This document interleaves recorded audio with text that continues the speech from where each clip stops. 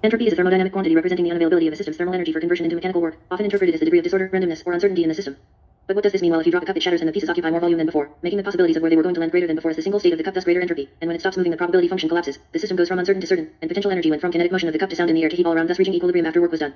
But even if you put the cup back together, the entropy still increases because you had to do work to get it back together. And even if you somehow figure out how to drop it where the pieces come back together without applying any force Maxwell-Demon style, the entropy still increases because you had to gather information to solve the uncertainty, making more states in your mind. And if we take this to the quantum level, observing a system changes the system and you can never be certain about all conditions of the system or quantum information. But doesn't this mean there is a possibility that the cup will come back together by itself and you could just teleport to the other side of the universe? Thermodynamics be damned. Until we observe this happens, let us assume no, and by trying to observe this it will keep it from happening, so let us just say no, and entropy always increases, more possible states, more uncertainty, eventually reaching equilibrium by doing work. Thus the direction of time in this along with conservation laws and symmetry tell us what probabilities are not possible. Now special cases like quantum entanglement where the states are mixed and the information is completely uncertain basically makes it to where the particles are one isolated system no matter the distance between them and their entropy is shared. And black hole entropy counts the number of internal and horizon states of matter and gravity as the entanglement between degrees of freedom inside and outside the horizon, and is a conserved quantity connected with coordinate invariance of the gravitational action which is equivalent to the thermal entropy of the radiation residing on the boundary of the spacetime containing the black hole.